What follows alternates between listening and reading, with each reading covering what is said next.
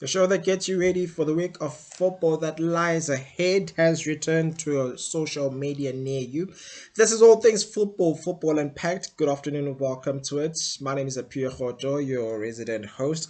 Plenty to talk about. It's all roads lead to the Moses Mabhida Stadium, with Real Madrid having been dethroned of the UEFA Champions League, who will come out on top, with the hot favorites in Barcelona also missing out on going to Munich. Will Inter Milan make their lost fourth Champions League title, or will PSG become only the second French team to make the Champions League final, making them the third French side besides Stade Reims and of course Olympique Marseille to have made the Champions League final, with Stade Reims having become the first team in the tournament's inception in 1956. We are going to have ourselves the 59th UEFA Champions League final on the 31st of May at the Alliance or Munich Arena, if you can put it like that. Now, I must explain this. Now, when it comes to the UEFA Champions League, you have your Alliance Stadium, which is known as the Juventus Stadium, because they do not want it to clash with the sponsors. Remember, the UEFA Champions League has its own official sponsors. Now, they do not want to clash with those sponsors as they're regarded as a competition. You have your Arsenal Stadium, you have your you have the Etihad Stadium, which also clash with the UEFA Champions League sponsors. Hence, you have your City of Manchester, which is the Etihad, the Arsenal Stadium, which is the Emirates, which is home to Arsenal, while the Etihad Stadium is home to Arsenal's, well, is home to while the Emirates Stadium is home to Arsenal, the Etihad Stadium is home to English side Manchester City, the Alliance Stadium is home to Juventus, while the Alliance Arena is home to Bayern Munich, and of course the BVB Stadion being home to Dortmund because they do not want to use the Signal Iduna Park. Remember to like the show on YouTube, All Things Football, Football Unpacked. Hit the subscribe button. It's also available on Facebook, on the Facebook page. Thank you for your following. The support means a lot. I feel you are welcome to comment and tell me what needs to happen, that needs to be done better. Plenty to talk about. Let's give you news. It's redemption versus history being rewritten, and that is redemption versus history, the last chance versus the last dance. Will Chiefs end their drought, or will Pirates rewrite history, having won this title, and on three successive seasons dating back to 1973 up to 1975. They'll be looking to chase the Kaiser Chiefs record, who have won it on 13 occasions, while Pirates have won it 10 times. While Sundowns, who are now out of the tournament, have won it 6 times. Plenty to talk about. Let's see news making headlines in the world of football in the last week. On to our news. We start with Kaiser. We start in Kaiser Chiefs. We see Kaiser Chiefs having made Nazruddin Nabi, who did not take kindly to the questioning he was on the receiving end of during the press conference after the Soweto derby, in which Kaiser Chiefs fell short after Pirates came from behind to win by 2 goals to 1, with goals from Evidence Mahopa and of course Relebohile Mufokeng. Let's see what he had to say. I can tell you he was not pleased. I'm sure you saw the rounds. You saw the story during the headlines as far as the socials were concerned. So SABC Sport journalist Mazola Molefe also put it out when he stated, "Do not provoke," to a journalist, when he was asked regarding the inconsistent leadership. Kaiser Chiefs must remember suffered their 12th league loss in the season and are currently 9th and might miss out on the top 8 on for the second successive season in a row, something that has never happened before. Kaiser Chiefs now lie ninth on the log on 30 points, which equals Chipper United's record, only separated by a goal difference. Now he was when asked about the inconsistency of the side, he went on to state that I have big experience.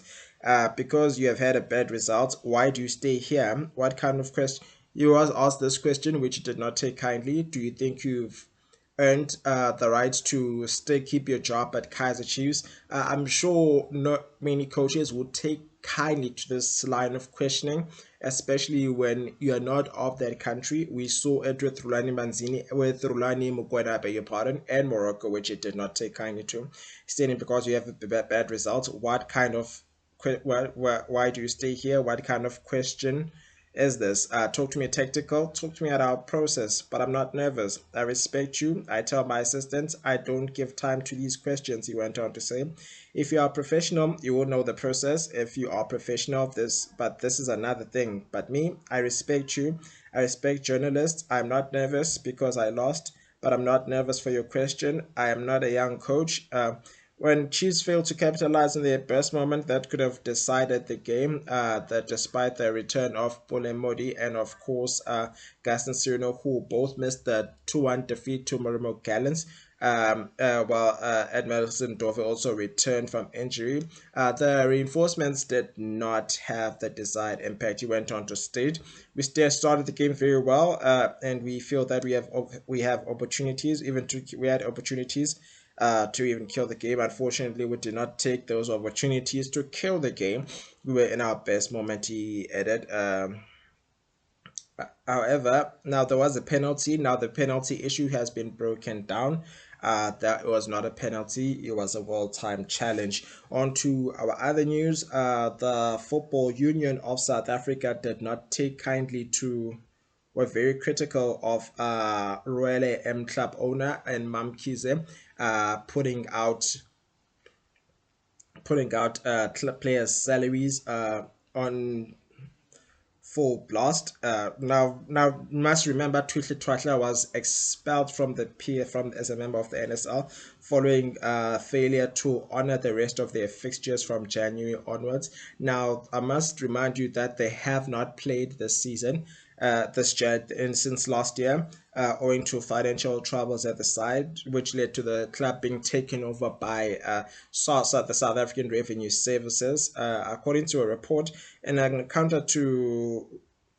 attempt to counter the PSL's arguments, the club owner revealed the players' salaries, despite handing out an interdict to getting a court interdict to prevent a second meeting that was going to be held by the PSL. Now the Football Union of South Africa, FUSA for short, has stated that we believe it is not appropriate to expose players' salary in this manner. This is especially concerning when some of these players are unemployed and actively seeking jobs. This statement was said by Dailo Soltam Dlaong of FUSA. By disclosing their salaries, she risks scaring away other clubs from signing them. Clubs may assume they may not afford such salaries, which compounds the issue. As a club owner, such actions are unacceptable unless there is a minimum wage reputation in our football. If that were the case, what she did would not be a problem. However, the manner in which she did it suggests her intent was to deter other clubs and potential suitors or to publicly expose the players. While FUSA advocates for transparency and fair treatment of our members, we understand that the players may feel embarrassed by this revelation, though not to the extent of seeking counseling in overseas leagues. In overseas leagues, players' salaries are not kept secret since they are public figures. We know how much we all know how much Mohamed Salah earns, which was recently revealed, and he also has the sponsorship with Adidas alongside with Leo Messi and Cristiano Ronaldo, because those are public figures who also form part of the pop culture. Players are not now it goes on to say players overseas, their salaries are not secret, we all know that. They have endorsements, they have sponsors, technical sponsors with your Nikes, your Pumas. We know Neymar has Puma. He also has endorsements. We know Messi has endorsements. So does Cristiano Ronaldo with Giorgio Armani, and just to mention a few. People should be aware of what professionalism in football entails. This is the kind of information that should not be exposed. It should not be appropriate to disclose players' salaries. We had a minimum wage in this country, for instance. If the Motsepe Foundation Championship had a minimum wage of 20 to 30,000 and the PSL had a minimum wage of 50,000, we would not criticize Mamkiz's action. That's just the brief summary of what this was said. Now this is not the first time we had this conversation with regards to Mamkiz's situation. We saw this one moment where they played a game and said players received their salaries on the field of play, which she was on which she was on the receiving end of strong criticism, and with players stating that we do not want any incidents. May this not happen again. We are professionals. We've been doing this for the longest time. We please let's do this behind closed doors. Put in our accounts if you have to. It's not like back then. Remember back then when players got their checks, they got them in envelopes, and they had to get checks and to go and cash them in. We don't do that anymore. Technology has made life easy.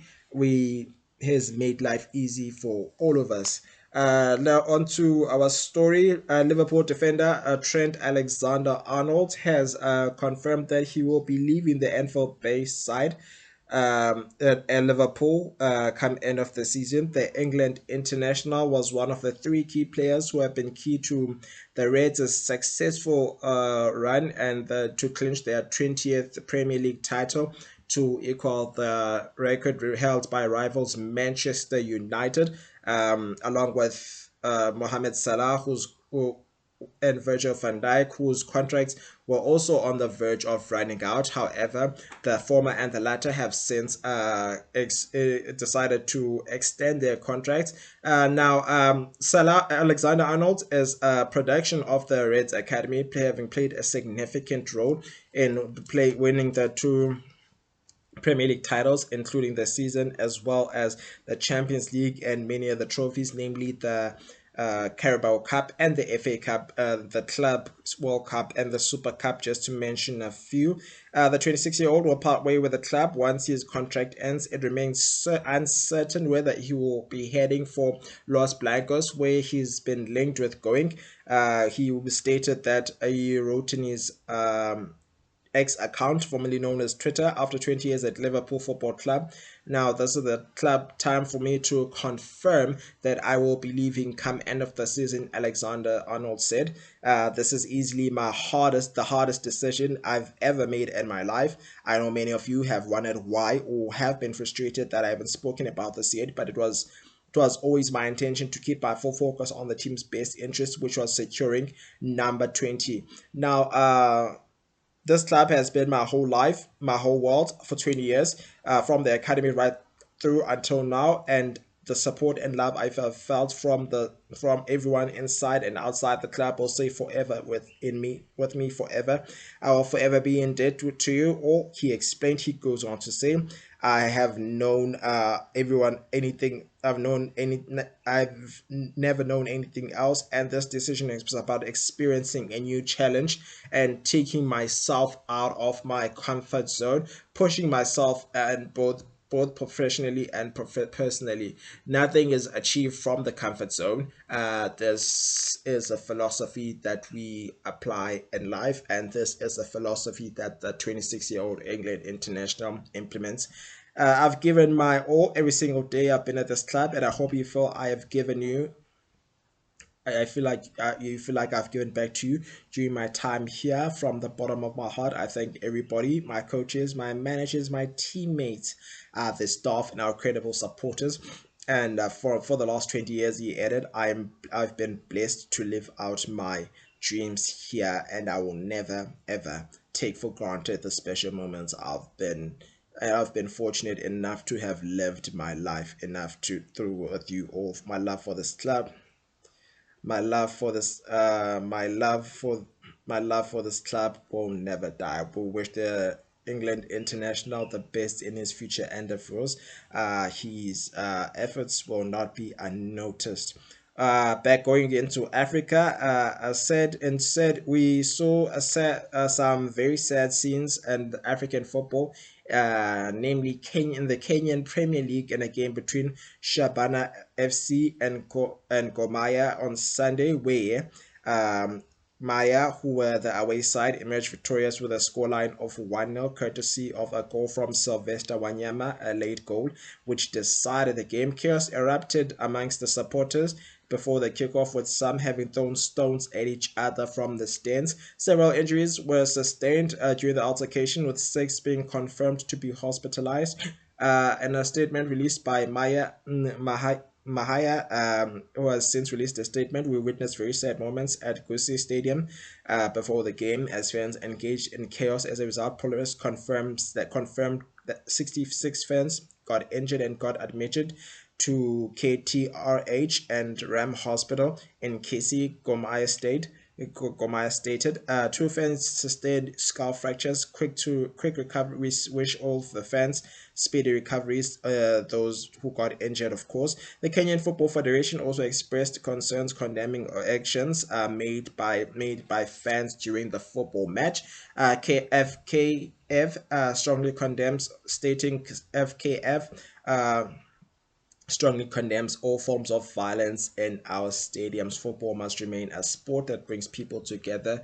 That's why it's called the beautiful game. Let's not taint the image of the game. Let's give it a beautiful game for a reason. The safety and the well-being of the fans and players remain a top priority for the Federation. We are working closely with the relevant authorities to establish the circumstances that led to the unrest. Decisive disciplinary measures will be taken upon conclusive investigations of ongoing investigations. On to our other story. Zimbabwean Giants Dynamos have appointed former player, their own former player, and Take Short Chinyama to be their striker coach. Now, Take Short Chinyama is no stranger.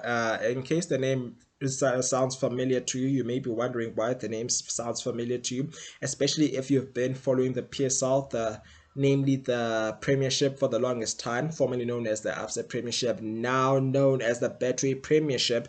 Zimbabwean top flight, he did play briefly with Players Trade with Platinum Stars and of course Orlando Pirates. On Tuesday, the top flight side announced the appointment of Tekshiro Chinyama as the strikers coach, who now he did have a brief stint with both Orlando Pirates and Platinum Stars. Now the Zimbabwean side have struggled for goals, netting just 2 goals in 10 games, the fewest of by any team so far. A former striker himself, who also played for the club, he was introduced in a statement posted by the club on Facebook, writing Dynamo's Football Club as committed to continuous improvement, addressing the challenges the club is currently facing in the league as part of a strategic step-by-step approach to enhance our technical department. The club is pleased to announce the appointment of Cheiksho Chinyama as a strikers development coach / assistant coach. Cheiksho Chinyama, a prolific striker during his playing days, played for Dynamos among other clubs, then Poland and South Africa, with a career also having played in Poland and South Africa with a career spanning over almost 20 years, 2 decades that is. He is a holder of a UEFA B license, which after he transitioned into coaching. After an illustrious career, his expertise and experience will be a valuable addition to the team as we work towards turning around our performances. The club went on to add, we believe that this addition will provide fresh insights and immediate support where needed, as well as aligning with our long-term vision for success. On to our news, on to our story. Former PSL referee, Mr. Ace Ngobo, also known as Mr. Spot On, has stepped down from his role on SuperSport as a refereeing analyst. This comes after the former PSL referee made the news following his appearance in the Belleville Magistrates Court following charges of fraud and money laundering, along with his wife. Now he made head. Now on he took to Facebook, where he has around 190,000 followers, confirming his resignation from his role on Extra Time on your pay TV channel Supersport. He wrote for the way he has been active for the last 13 years, stating, for the past 13 years we've been together every Monday. We developed our love-hate relationship as real football people always do. You loved me when my analysis favored your club. You hated me the next week when it did not. Through it all, you were educated and on the educated on the intricacies of refereeing. Sadly, the first thing I did when I stepped out of court was to call my super sport football boss and informed him that I will cease to be part of the show in the foreseeable future, as I do not want my personal circumstances to tarnish the valuable role that the show plays within the football ecosystem, as well as the respect for the Supersport brand. Innocent as I am, innocent as the constitution of the country so dictates, until the competent court finds to the contrary, I thought the best to make this decision. I henceforth join the millions of you who watch the show as a viewer too. Please do keep supporting the show. Thank you. These were the statements that were made by the former PSL referee, who was active in the PSL as an official from 2002 to 2008. uh, from 2002 to 2008. The law does state you are all innocent until proven guilty, and yes, until proven guilty, we are not going to make any assumptions as to where Mr. Spot On or Mr. VAR, as you know him, stands. On to our story regarding Kaiser. We're back to Kaiser Chiefs, where Kaiser Chiefs will be in their third Nedbank Cup final, where they'll be facing rivals Orlando Pirates in a third Soweto derby, or Soweto Derby number 3, where Kaiser Chiefs Pirates will be looking to make it 6 out of 6 in all competitions, having made it 4 out of 4 league wins for the first time in the PSL history. Speaking to Coach Nasruddin Nabi about his club, which has been hit by injuries and suspension. There will be missing key players who've been hit by injuries. Speaking at the club's media day ahead of the encounter, the 59-year-old tactician, he has expressed the 3 of his players will not be in the team. Namely, Bradley Cross was sent off last week in the derby. While Wandile Duba will return from suspension. Long-term injuries will leave like the likes of Gwen Simango out of the game, alongside Riv Frosler and Roshwin Dudley, who's been ruled out for the rest of the season, while Tabakele and Inacio Miguel remain to be seen whether or not they will be fit. The pair recently recovered from injuries and were part of came in as substitute, and with Tabakele came on as a late substitute in the game against Orlando Pirates. This week we're going to try to see, but we are optimistic Tabakele and Miguel will reveal the gaffer. Now, Jose Ribeiro is having to deal with an injury nightmare of his own, having missed Olesanda, Tabiso Society, and Tabiso Libito, and of course Zagele Lepasa are unlikely to feature. However, that has not made any difference, as Orlando Pirates have been doing well for themselves with Tabiso Beze and Borazi having come to the fore, which is as a seasoned campaigner despite being only 19 years old. Moving on to our second last penultimate story. There were frustrations regarding the Soweto Derby tickets, with Open Tickets having confirmed the issues and frustrations that came with the issue of tickets ahead of the Nedbank Cup final. Ahead of the Nedbank Cup final between the Soweto Giants, Kaiser Chiefs and Orlando Pirates at the Moses Mabhida Stadium. As anticipated, the sales were triggered a scramble on Monday morning. Now, I must emphasize that the tickets have been sold out. So I'm going to ask, for safety reasons and I'm gonna ask the spectators who will be making their way to the Moses Mabhida Stadium to be there on time, to prevent a repeat of last week, where a game that which was supposed to start at 3 p.m. got started at 3:30. We cannot have a game. We do not want to get the game to start at 4 p.m. We're gonna kindly ask you. I am gonna kindly ask you to show up at 3 p.m. If you do not have a ticket, however, go to a nearest spot, your nearest sports bar, go to a friend's house, have that braai, go to a local chisanyama, go to a fan park. Please do not force matters. Otherwise, law enforcement will deal with you accordingly, as the SAPS and emphasize the matter. Stay at home. Go to your friend's house. Go elsewhere. Do not go to the stadium if you do not have an actual ticket.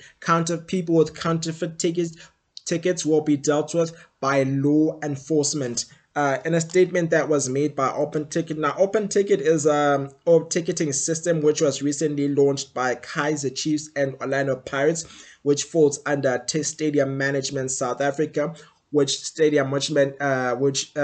managing system, stadium management looks after the FNB Stadium and of course the Orlando Stadium, which are owned by Kaizer Chiefs and Orlando Pirates. Now, the admission for the ticket packed at 150 was sold online over the counter at Open Ticket outlets nationwide, including ShopRite and Checkers stores.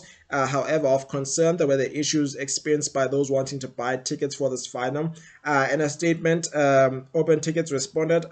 Open Tickets regrets the disruption experienced by the fans during the final. Sales of the net tickets for the Nedbank Cup final, an unprecedented surge in demand caused system delays shortly after sales opened on Monday, the 5th of May. We understand the frustration this has caused. Full report was submitted to the Premier Soccer League, to Mama, which was handled by Vice Chairman Mama Dumahlala. Affected customers will receive direct communication regarding ticket status or refunds. Refunds in this case, it has been confirmed that spectators who did not get their tickets will get their refunds. We remain committed to resolving issues to prevent issues like this going forward, and restoring full service as quickly as possible. Further updates will be shared via our platform. Thank you for your patience and your understanding. The Saturday game will take place at today. The game takes place today. Kickoff for that fixture is at 15:30. This will be the first Nedbank Cup final between the Kaizer Chiefs and Orlando Pirates since Nedbank took over as a sponsor in 2008, with the two teams having last met in the predecessor Absa Cup in 2006, where Kaizer Chiefs emerged victorious on penalties after a goalless scoreline and regular and extra time. Let's onto our story. We just received a headline regarding the Sundowns and Chipper game, which will be moved to East London. Let's see if we can get the story from Chipper. Chipper United Football Club is proud to announce that our upcoming fixture against Mamelodi Sundowns, originally scheduled to be played at the Nelson Mandela Bay Stadium, will now take place on Wednesday at the Buffalo City Stadium, which will kick off at 19:30. As the Nelson Mandela Bay Stadium is unavailable to host the stadium. Now, the Nelson Mandela Bay Stadium has been has been used by the junior Boks to take part in the under 20 United Rugby and the rugby championship for the other under 20s. You may be asking yourself what the rugby championship is. You are familiar with the Crosslager Rugby Championship for the seniors, which involves the Springboks, Australia, New Zealand, and Argentina. It is the same story, however, with the junior Boks and the junior teams, the under 20s, be your All Blacks, your Australia, and of course Argentina. Chipper United is proud to announce that our upcoming fixture against Mamelodi Sundowns is originally scheduled to be played at the Nelson Mandela Bay Stadium. will now take place at the Buffalo City Stadium on Wednesday, 14 May, with kickoff at 19:30, as the Nelson Mandela Stadium is unavailable to host. This fixture, as part of a back-to-back encounter, was initially postponed due to Sundown's participation on the in the CAF Champions League earlier this season. In an exciting turn up for the Eastern Cape, Buffalo City will now host the reigning champions, who need just 4 points to clinch their inaugural Betway Premiership title, marking their first ever visit to the Buffalo City Stadium since the Bushbucks era. The last time they played at the Buffalo City Stadium was in 2001 when they faced Bushbucks, where they won by 2 goals to 0. Positioned in the heart of the municipality, the venue offers a more control and inmate setting for the supporters across the province. Club chairman Viewchip Mpengesi highlighted the significance of the occasion, stating that hosting a top-tier team like Mamelodi Sundowns in the Buffalo City is a monumental occasion, and it brings a thrilling atmosphere and a chance for our fans to witness elite-level football right here in the province. The match also marks Chippers United's final home game of the season, as the Chili Boys will continue their push for a top-8 finish in addition to the on-field action. They will feature live entertainment performances, adding to what promises to be an unforgettable football experience. We're also pleased to announce that the 26 catered suites will be available for the match, offering an exclusive opportunity for families and corporate groups to enjoy the premium comfort for suite bookings. Details are on top. We call on all our supporters out in full force to pack the stadium, as they always have.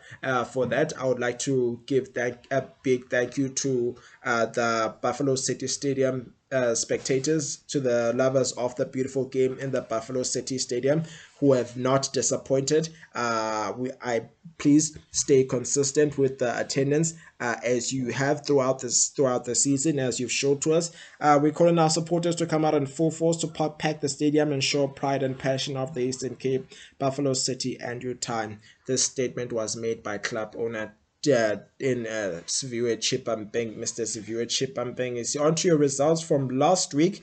Kaizer Chiefs fell short of being on the receiving end of their 12th loss from a 2-goal cup, despite Dudley Lepo scoring in only the 3rd minute of the game. The second quickest goal in the Soweto derby, with Evidence Mahopa and Lebohile Mofokeng cancelling that win.